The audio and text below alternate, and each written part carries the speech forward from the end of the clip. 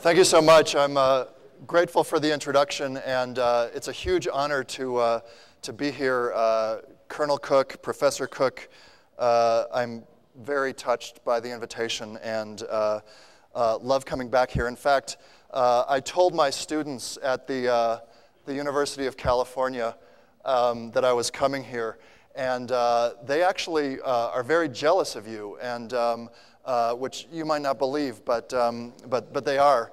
And yeah, no, it's because you're part of such a hallowed institution, and you get a free education. And I said to him, I said, do you have any idea how much suffering and brutality and hazing that these cadets experience whenever they take the football field against BYU? I know, it's terrible. It's terrible. But, yeah, you like that? Yeah. Maybe next year. I'm going to talk about gays in the military today. And the key, you like that? Yeah.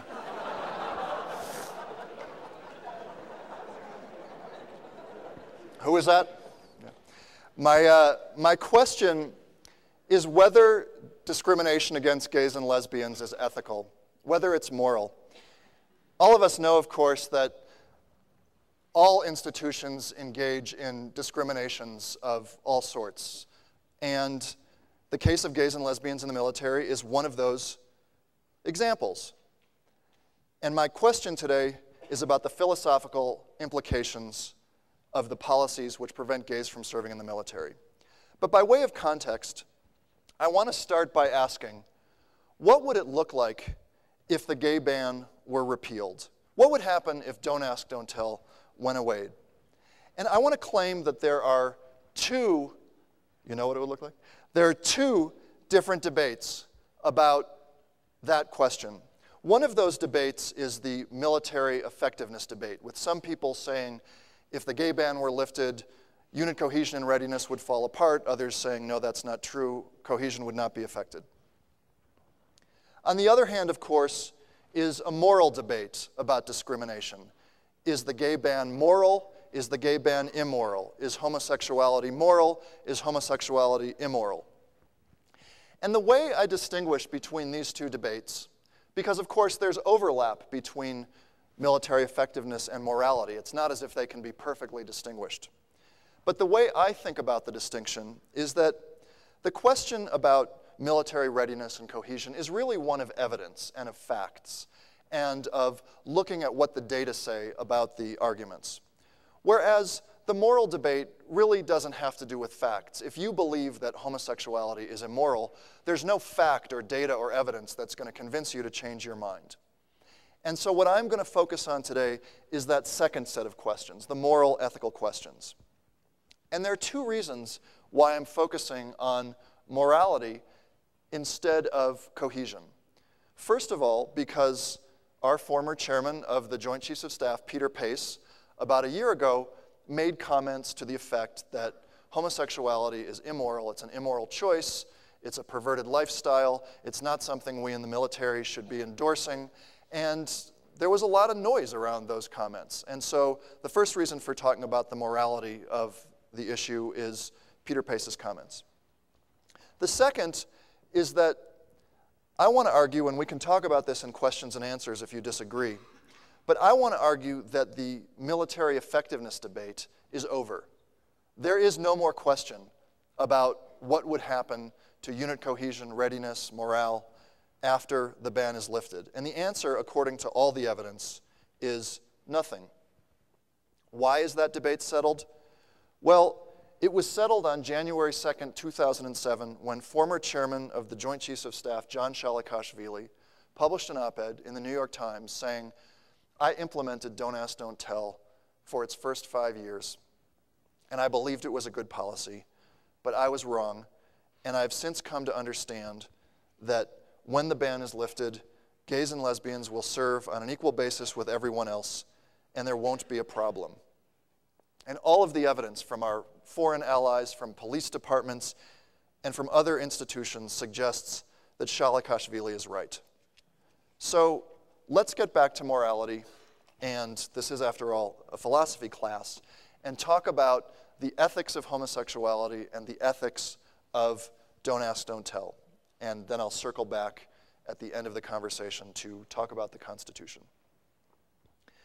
By way of background, I want to say that my remarks today are premised on an assumption that some of you may find offensive and some of you may like. But my entire lecture is based on the assumption that homosexuality is a choice. People can choose to be gay or not, and it's a perverted choice. It's a very, very bad choice. That people who are gay have selected to live their lives in terms of a disgusting, immoral path. And that is going to be the foundational basis for this lecture. Now, I want to say, of course, most of America does not agree with that assumption. Most of America doesn't think there's anything wrong with being gay. But as a thought experiment, again, it's a philosophical class, so let's engage in a counterfactual. As a thought experiment, let's look at this debate as if we all agreed for the next 41 minutes that homosexuality reflects a perverted lifestyle. So, what are the moral objections to gays serving in the military? What are the ethical considerations that people raise when they say that gays and lesbians should not be allowed to serve openly in the armed forces? Colonel Ronald Ray, I don't know if anyone's ever heard of him. He was a Deputy Assistant Secretary of Defense under President Reagan. He wrote a book about this topic. He said there are hundreds of moral reasons why gays and lesbians should be banned from the military. But I want to claim that these hundreds of moral reasons can easily be grouped into 4 simple points, which I'm going to deal with right now. But I'll list them first before I go into depth. First of all, the first reason why the ban is moral and homosexuality is immoral is that gay people are lawbreakers. By definition, gay people violate the Uniform Code of Military Justice. Second, gay people engage in disgusting, perverted, dangerous, and promiscuous sexual conduct. Third, gay people put their gay identity above their military identity and elevate what's good for themselves over what's good for the organization, their peers, and the nation. And finally, fourth, gay people are liars. And if they're serving in the military under the don't ask, don't tell policy, then they're not telling the truth about who they are.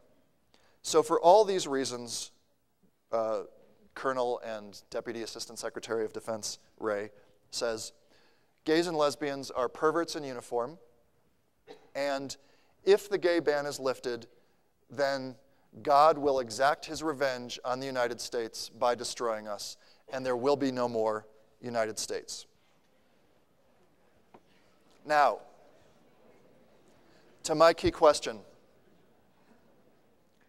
Is it ethical, moral, and honorable to ban gays and lesbians from the military, even if we believe that homosexuality is a perverted choice?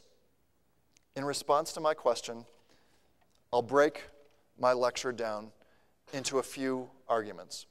First of all, legality and the Uniform Code of Military Justice. The argument here is that according to UCMJ Article 125, which hopefully all of you hold near and dear to your heart, anyone convicted of sodomy is subject to up to 5 years incarceration for each count. And because the vast majority of gays and lesbians engage in consensual sodomy, we are all lawbreakers if we serve in the military. This is the question I want to ask about this point. It is true that most gays and lesbians are in violation of Uniform Code of Military Justice 125, Article 125. That having been said, actually, could the folks back there, it's very distracting when you talk, so yes, so just hang out or leave. Uniform Code of Military Justice, Article 125, bans sodomy among all people, gays or straights. And what that means is that if you are a general and you engage in oral sex with your husband 3 times in the privacy of your own bedroom, off base, off duty, consensual, then that general, she is guilty and subject to up to 15 years in jail for sodomy with her husband. The bottom line, in other words, is that not only are all gays and lesbians lawbreakers according to UCMJ 125, but any heterosexual person who engages in sodomy is also a violator of 125, a felon, in other words. Is it honorable to insist, and is it ethical to insist, that gays and lesbians should be banned from the military because they violate the law, and to ignore the fact that heterosexuals are in violation of the law, hopefully, just as much as gay people? Second, promiscuity and disgusting conduct. This is, with apologies for being frank and a little crude, and these are not my words, but this is a huge issue for Colonel Ray, Melissa Wells-Petrie, Elaine Donnelly, and other representatives of groups who believe that gays and lesbians should be banned from the military. They write at great length, hundreds and hundreds and hundreds of pages with footnotes about gays who ingest feces, gays who engage in all kinds of conduct that many Americans would deem to be disgusting. And they argue that given that many, if not most, gays and lesbians, according to their sources, engage in such behavior, it is immoral for gays and lesbians to serve in the military, and the ban is exactly the policy that we need. I want to argue that, of course, it is true that some gays and lesbians engage in sexual practices which may be deemed extreme by other people. That having been said, if any of you have been on the website Craigslist and gone to Craigslist Men for Women or Craigslist Women for Men and seen the ads literally flow at the rate of hundreds per minute across the entire world, you know, of course, that millions upon millions upon millions of straight people engage in sexual practices which other people would deem to be extreme as well. And we don't even have to be so abstract as to pin the responsibility for this kind of conduct on civilians, because anyone who has studied the history of places, for example, like Olongapo in the Philippines, where there were no less than 5,000 sex workers available for American service members on R&R during Vietnam, know that the history of military conduct in this regard is not all that different from what people accuse gays and lesbians of doing. And even more recently, official Defense Department health surveys found that the vast majority of service members who are men and who are single and who are sexually active don't use condoms. So the question I would ask here on my second point, legality and UCMJ being my first point, is even if homosexuality is a perverted lifestyle choice, disgusting, immoral, unethical, is it honorable? Is it moral? Is it ethical to insist on purging gay people because of the sexual practices of some gays and not to focus on straight people as if all straight people should be banned from the military because some engage in practices which are deemed to be sexually extreme? A third question has to do with moral waivers. This is a topic that Professor Steve Samuels over in BSNL, a wonderful professor, I hope you get to study with him before you leave, dislikes, and he hates when I make this argument, but I'm going to make it anyways. Between 1999 and 2005, the US military granted moral waivers for 9,093 individuals who had been convicted of a felony. 46,916 waivers were given for people who had been convicted of misdemeanors. 17,228 waivers were given for people who had not been convicted of anything, but who had acknowledged using illegal substances, pot, coke, et cetera, et cetera. Some of this may sound abstract and innocuous, so I'd like to read to you from the list of felonies that are allowable. In other words, felonies that you're allowed to commit and still be waived into the military. Aggravated assault, arson, bribery, carjacking, carnal knowledge of a minor, indecent assault, kidnapping, manslaughter, murder, negligent vehicular homicide,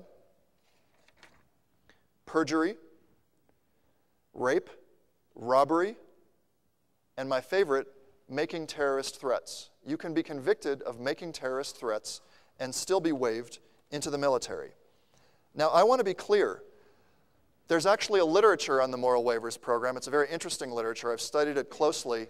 And the evidence shows that most people who are admitted into the military under the moral waivers program are actually pretty good service members, and they do about as well as everyone else in terms of a bunch of different performance and outcome indicators. But that having been said, is it honorable? Why is it honorable? Is it ethical to say that gays and lesbians cannot serve in the military because some people deem them to be lawbreakers, unethical, immoral, et cetera, when people who have been convicted of carnal knowledge of a minor and making terrorist threats are welcomed, in fact, into the services? Is that moral? Again, even if you think homosexuality is a perverted choice. A fourth argument, and then I will move on to a discussion of sin and the Constitution. A fourth argument is about lying. According to the Don't Ask, Don't Tell policy, of course, you're not supposed to say if you're gay or lesbian. And for the roughly 10 or 15 of you out there who are gay or lesbian, if you have been living in the closet, I hope you're okay, and hang in there. This will pass. Some would say, why can't you just shut up? Why can't you just live your life in the closet and not go bragging and advertising who you are and flaunting it in people's faces? But for those of you who are straight and have a girlfriend or a boyfriend, I would ask, how long could you make it here without telling a single person that you have a partner? Tobias Wolff, not the one lecturing in English now, but the Gays in the Military, Tobias Wolff, another Tobias Wolff, wrote an article and said that, quote, "It is simply impossible to be agnostic as to one's sexual orientation in the course of normal social interactions." And what that means, in short, is that it's darn hard to stay in the closet. And I think all of you know that. And what I would say about Don't Ask, Don't Tell and lying is that Don't Ask, Don't Tell itself creates a class of liars. Both gay people who manage to create false impressions about who they are and create fake straight identities in order to follow the law, but also straight people who know that there are gays and who don't report them. And is that honorable and is that ethical? I want to move finally to a brief discussion of sin and the Constitution.